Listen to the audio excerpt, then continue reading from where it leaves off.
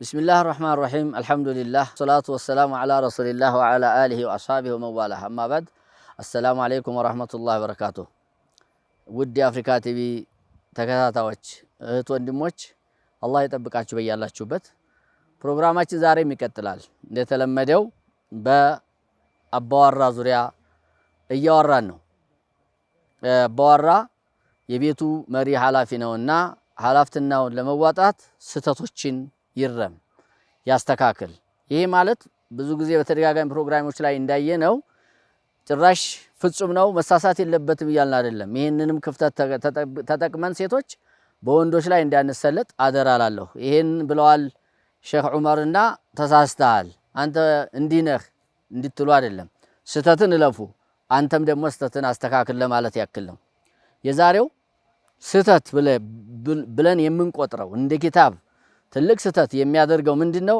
አክሉ ማሊ ዘውጀቲ ቢልባጢል የሚስትም ገንዘብ ንብረት በባጢል በከንቱ ያለ ፍቃድ መብላት የሷን ገንዘብ ማጥፋት ይሄ በእስልምና የተወገዘ ትልቅ የሆነ ስተት ነው فمن الازواج من قد رق دينه وقلت مروءاته فتراه ياكل مال زوجته بالباطل ተወንዶች ውስጥ እንደው ወንድነት የማይሰማው ዲኑ ያነሰበት የሚስቱን ገንዘብ ምን ታመጣለች ይያለ በቀጥታም ሆነ በተዛዋዋሪ የሚያጠፋ ሰው በቀጥታም ሆነ በተዛዋዋሪ የሚያጠፋ በተለያየ መንገድ ነው ያንን አሁን እንዳልነው በቀጥታም ሆነ በተዛዋሪ ሲባል በተለያየ መንገድ ነው ሊያጠፋ የሚችለው ከዛ ውስጥ ምናልባት ባለቤቱን አበድሪ ብሎ ሊጠቀም ይችላል ብድሪ ይጠይቃል ግን የጠየቀው አሁን ተጇስ የሚወጣ ድረስ ነው ተጇ ተወጣ በኋላ በይ እንግዲህ ወይታ ግንቼ ጨርሼው በልተን ጨረስ ነው አብረን አጠፋ ነው ሁሉ የሚላለ እንዴ መጀመሪያኮ ማስተዳደር ያንተ ነው ታልፈቀደልህ በስተቀር ልገዝህ አንተም ሐቢቢ አትጨናነቅ ብላስ እስካልፈቀደልህ እስካልሰጠይህ ድረስ እኮ እና አፉስታላሌ ድረስ ሐቋን ታሁን በፊት ባየነው ትምርት ላይ ማብላት ማጠጣት ማሟላት ይወንድ ነው የትም ገብቶ የትም ወጥቶ እንጂ አንቺም እኔም አብረን የመሰረተው ትዳር ነውና ተባብረን ቤቱን በግዴታ ሊያዝ ነው አንቺም ግዴታ አለብሽ የሚባል ነገር የለም ተፈቀደ ማሻአላህ ሁለት አጅር ታገኝበታለች የአብዱላህ መስዑድ ባለቤት ነብዩ ሰለላሁ ዐለይሂ ወሰለም ጠይቃ ለባለ በሰጥ ብላ ሁለት አጅር ታገኛለሽ አጅሩ ሰደቃ አጅሩ ሲላ ብለዋታል አው አንቺም እገጁ አትገጁ ማለት አይደለም ላኪን ግን አታሎ መውሰድ አይፈቀድም ምንም ሙበርር የለውም አብረን በልተናል ተተበደሩ በኋላ አይባልም ወይ አብረን ስራ እንክፈት በጋራ በገንዘብሽ እንስራበት ይልና በዛም በዚህም አታሎ ወይ ሙሉክልና ሲጪ ብሎ ስሙን ቀይሮ ባሉን ባለቤቱን ሜዳ ላይ የሚጥል ወንድ ሞልቷል ይሄ ወላሂ በእስልምና የተወገዘ ነው ነገ የቂያም ቀን ትከፍላታለችን ገንዘብ ምን ይሄ ብቻ አሁንማ የተለያዩ መንገዶች ተፈጥረዋል ባለቤቱን አረብ አገልኮ እዚህ ቁጭ ብሎ የሚቅምና እሷን የሚበዘብዝ ወሩበማ በሷ ገንዘብ በመትልከው ሚስታግብቶ ሌላ ሚስታግብቶ ሁለት ሶስት ማግባት በእስልምና ተፈቅዷል በሚል ማሞሃኛ ማለት ነው ያቺንም ይቺንም ማስተዳደር እኮ የሱ ነው እንጂ የሱ ሚስት ነው እንደ የሱ ሚስት የምታስተዳድርለት በዚህም ቁጭ ብሎ የሚበዘብዝ ወንድ ግን ሞልቷል والله ይሄ ነገ የበላሃትን ገንዘብ ሁሉ እያንዳንዷ ተስራህ ትከፍላለህ አላህ ፊት መቅረብ አይቀርም ስራህ ታልሞላልህ የሷን ወንጀል ተሸክመህ ጀሃነም ትገባታለህ ነብዩ አለይሂ ሰላቱ ወሰለም እንዲያሉት ዲሃ ማለት እናንተ ጋር ማን ነው አሉ አይ እኛ ጋር ዲሃ ብር ወርቅ የሌለው ነው አሏቸው ነብዩና አለይሂ ሰላቱ አይደለም አሉ ዲሃ የሚባለው አሉ ይሄ ቀላል ነው ዛሬ ብር ወርቅ ባይኖርህ በተለያየ መንገድ ሰርተህ ማግኘት ትችላለህ ሰው ጋር ተጠግተህም ትኖራለህ አረ እንደው ለምኖም እኮ ማግኘት አለ ነገ አኺራ ግን አሉ ሶላት ሰግዶ ጾሙን ጾሞ ዘካውን አውጥቶ ሌላውም ኸይር ስራ ሰርቶ በቃ እኔ ጀነት ልገባ ነው ብሎ ታሰበ በኋላ ይመጣና አንዱ ገንዘቤን በልቶ ይላል ሌላኛው መጥቶኛ ይላል ሌላኛው ገድሎኛል ይላል ሌላኛው ሰርቦኛል ይላል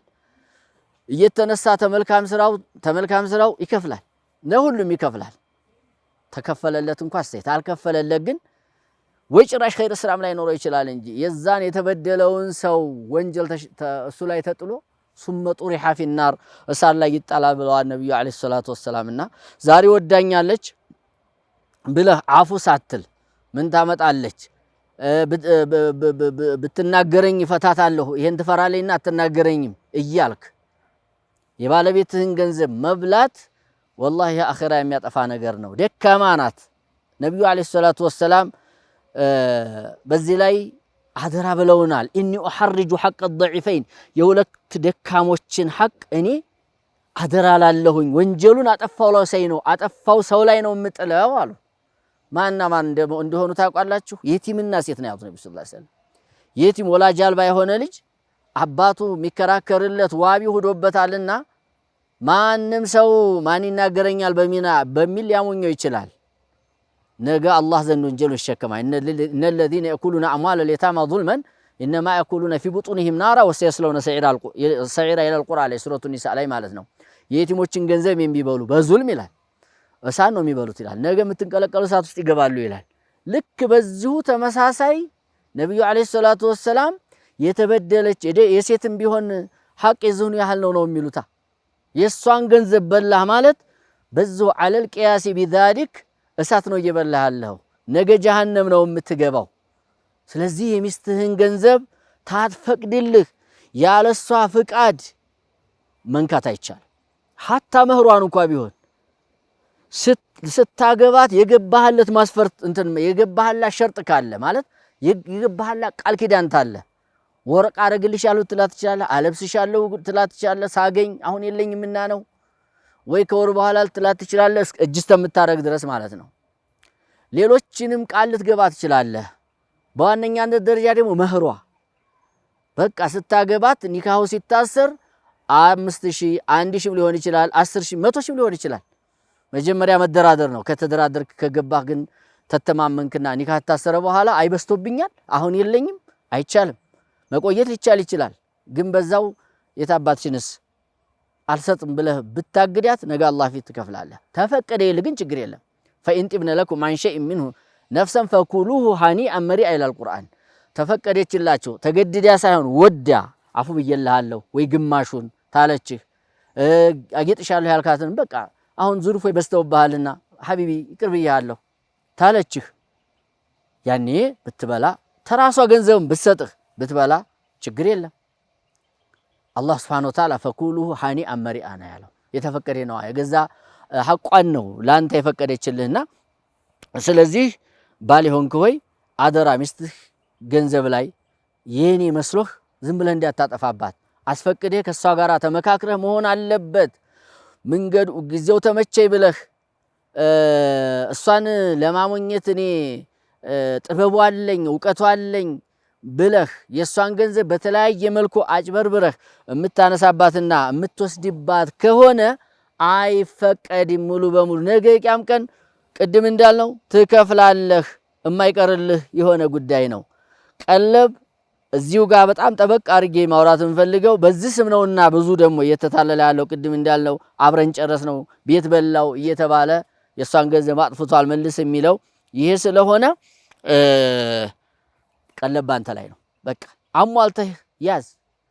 አፉ ታላለች በስተቀር ካላሟላህ የምትጠየቀው አንተ ነህ እንጂ እሷ አይደለችም። ስለዚህ ባለቤትህ ባልፈቀደችልህ ገንዘብ ላይ አደራ ገንዘቧን እንዳታጠፋ፣ ንክች እንዳታረግ፣ 5 ሳንቲም እንዳነካ በቃ ያለሷ ፈቃድ አይሆንም።